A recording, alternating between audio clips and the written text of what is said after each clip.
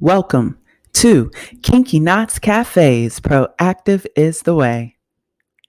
Proactive is the Way is a podcast brought to you by two sisters who dove into the health and wellness industry.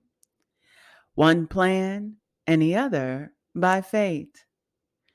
We have joined forces to bring to you authentic conversations about our personal experiences as it relates to managing our health, working within the industry, and taking our combined knowledge to share with you some pearls of wisdom that you can take with you to live the best version of you. Over the next year, we will host 2 episodes a month. Each month, we will focus on a topic that is designed to increase an awareness of tools and resources to enhance an aspect of your mind, body, and spirit.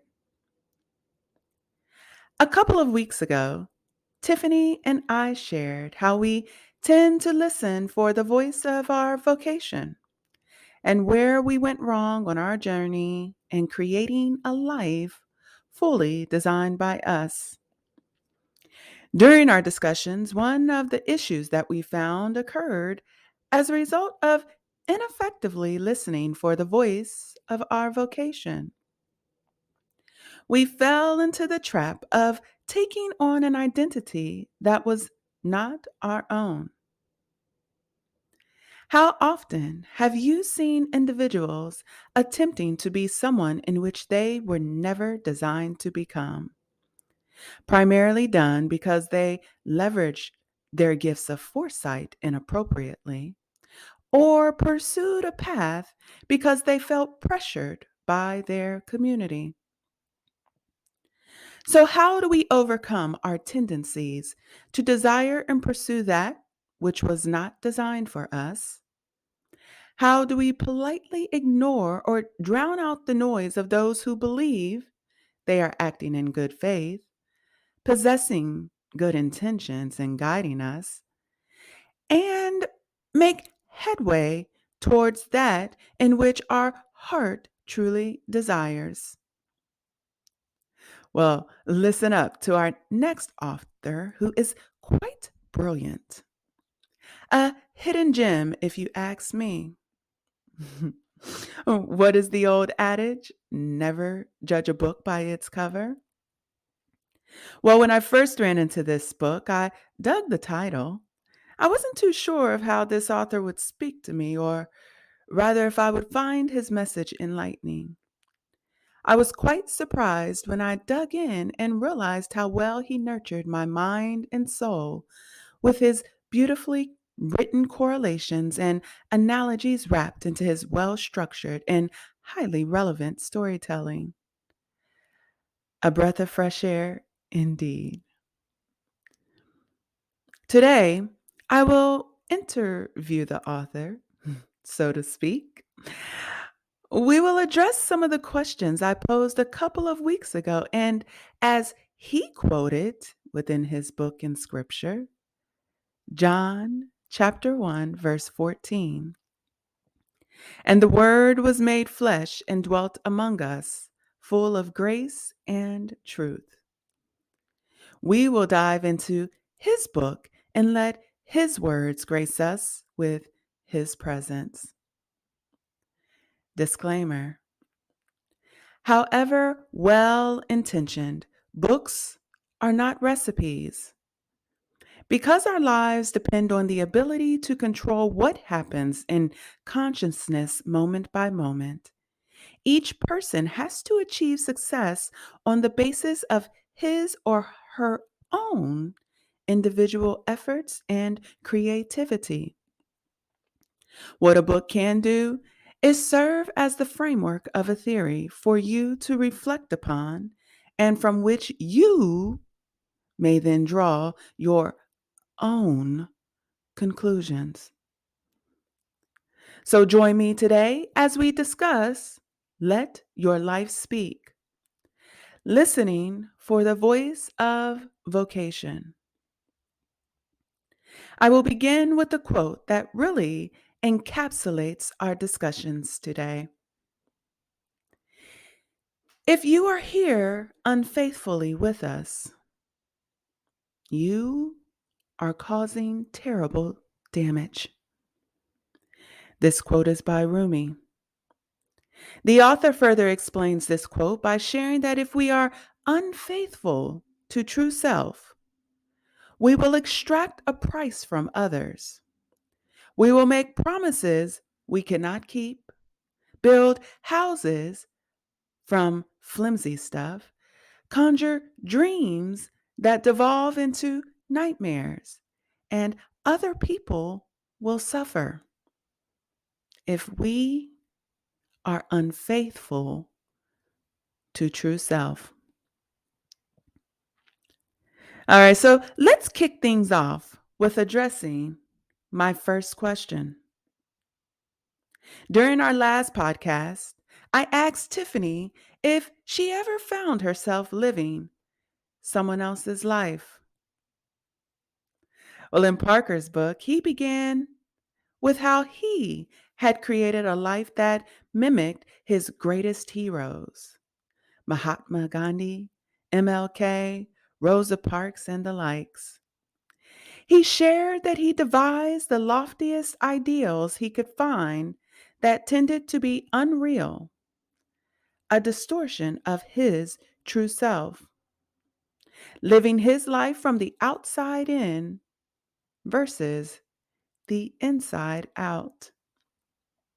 He shared that he had simply found a noble way to live a life that was not his own, a life spent imitating heroes instead of listening to his heart.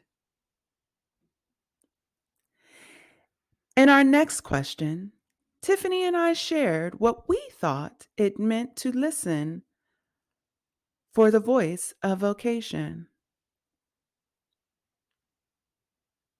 Parker shared, listening for the voice of vocation means that before you tell your life what you intend to do with it, listening for what it intends to do with you.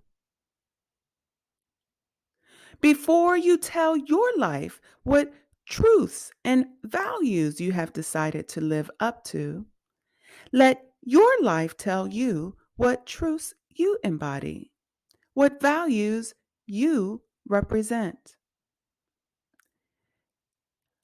Tiffany, Tiffany and I actually spoke about this when we discussed our last book, Flow, and the importance of permitting life to ensue you rather than you pursuing it. Tiffany shared that happiness or the path to happiness occurred when forces greater than her led her from pursuing a career as a doctor to putting forth all of her energy into becoming a nurse practitioner. She indicated that she was guided on a path that was more aligned to her abilities and desires to be more involved and closer to her patients.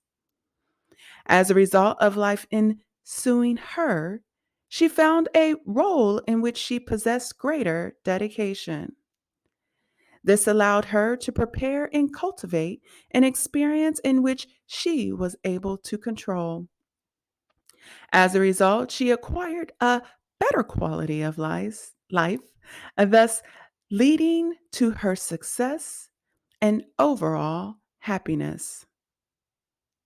So, Parker shares that it is so important that we listen to our true self.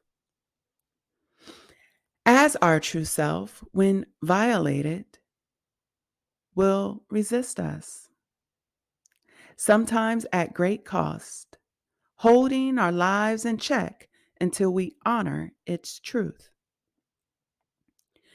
Vocation does not come from willfulness, it comes from listening. I must listen to my life and try to understand what it is truly about, not what we would like it to be about. Otherwise, our life, will never represent anything real in the world, no matter how earnest our intentions. Vocation does not mean a goal that I pursue, it means a calling that I hear. Before I can tell my life what I want to do with it, I must listen to my life telling the who I am. I must listen for the truth and values at the heart of my own identity, not the standards by which I must live, but the standards by which I cannot help but live if I am living my own life. The author goes on to share that this can be quite difficult to do because from our first days in school, we are taught to listen to everything and everyone but ourselves, to take all of our clues about living from the people and powers around us. We listen for guidance everywhere except from within. If we can learn to read our own responses to our own experience, we will receive the guidance we need to live more authentic lives. To live authentically, to truly let our life speak, we must not only listen to things we want to hear or what we would share with others, we must also let it speak things that we do not want to hear and would never tell anyone else. Our life is not only about our strengths and virtues, it is also about our abilities and our limits, our trespasses and our shadow. We must embrace what we dislike or find shameful about ourselves, as well as what we are confident and proud of. And our last question of our last episode, I shared with Tiffany that it was inevitable that while pursuing your greatest desire, there will be roadblocks. I posed the question: how does one maintain focus to keep moving forward and muffle or drown out the noise? In Let Your Life Speak, Parker talks about starting his career in ministry only to cease those efforts and pursue a PhD in sociology. After which, he devoted his life to teaching at Georgetown and giving back to his community, only to get burned out. Then, for the next 10 years, he took a sabbatical and communed with the Quakers.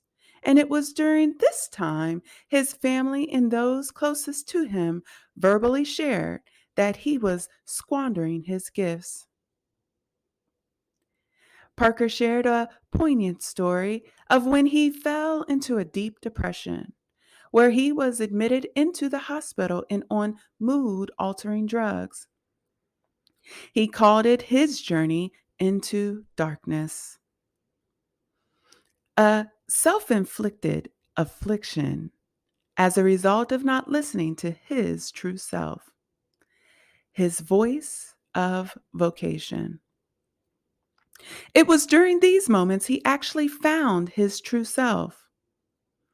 And what I love most about how he overcame this setback was how he permitted himself to view his depression differently. Initially, he shared, this turn in my life was not the sort of spiritual journey I had hoped someday to take. Not an upward climb into the realms of light, not a mountaintop experience of God's presence. In fact, mine was a journey in the opposite direction, to an inner circle of hell and a face to face encounter with the monsters who live there. It was only during one of his sessions with his therapist that his views changed. After hours of careful listening, my therapist offered an image that helped me eventually reclaim my life. He said, you seem to look upon depression as the hand of an enemy trying to crush you. Do you think you could see it instead as the hand of a friend, pressing you down to the ground on which it is safe to stand? Wow. Folks, my mind was blown. This approach was unprecedented. So often we look at depression negatively. Parker finally realized that depression was indeed the hand of a friend trying to press him down to the ground on which it was safe to stand. As he explains, the ground of my own truth, my own nature, with its complex mix of limits and gifts, liabilities and assets, darkness and lights. Eventually, I developed my own image of the befriending impulse behind my depression. Imagine that from early in my life, a friendly figure standing a block away was trying to get my attention by shouting my name, wanting to teach me some hard but healing truths about myself. But fearful of what I might hear or arrogantly trying to live without help, or simply too busy with my ideas and ego and ethics to bother. I ignored the shouts and walked away. So this figure, still with friendly intent, came closer and shouted more loudly. But I kept walking. Ever closer it came, close enough to tap me on the shoulder, but I walked on. Frustrated by my unresponsiveness, the figure threw stones at my back, then struck me with a stick, still wanting simply to get my attention.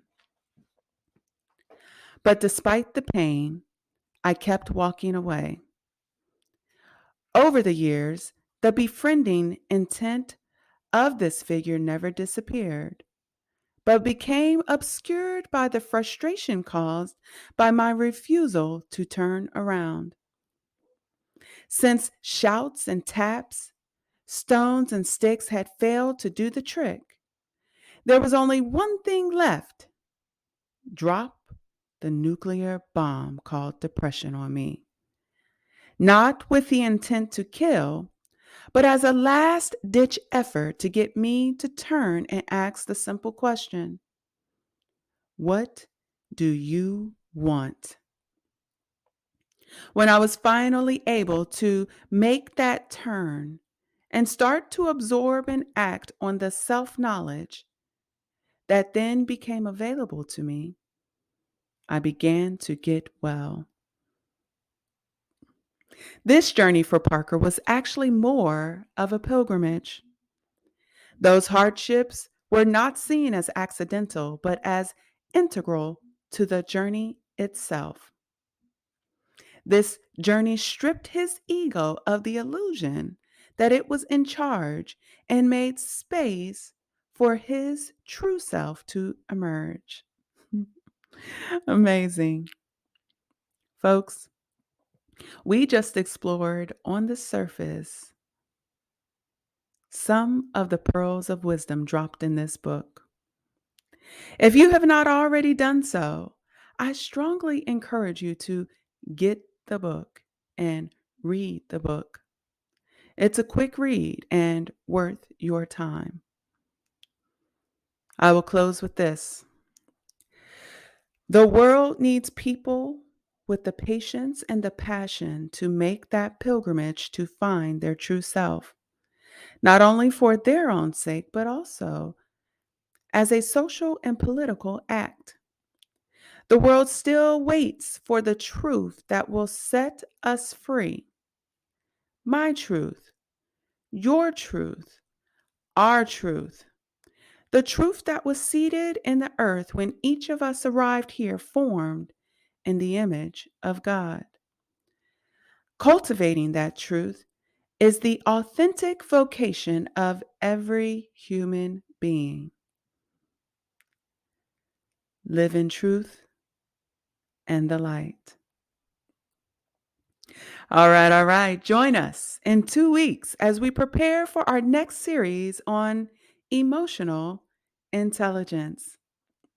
We look forward to you joining us. And in preparation for our discussions, we have included in the description where you can pick up a copy of our featured book, Emotional Intelligence 2.0 by Travis Bradberry. This is going to be enlightening beyond measure. Even the Dalai Lama shared how this book does a phenomenal job of succinctly explaining how we can deal with emotions creatively and employ our intelligence in a beneficial way. To access all replays or learn more about Kinky Knots Cafe's Proactive is the Way, please visit www.kinkyknotscafe.com. Proactive is the way, my friends. Take good care.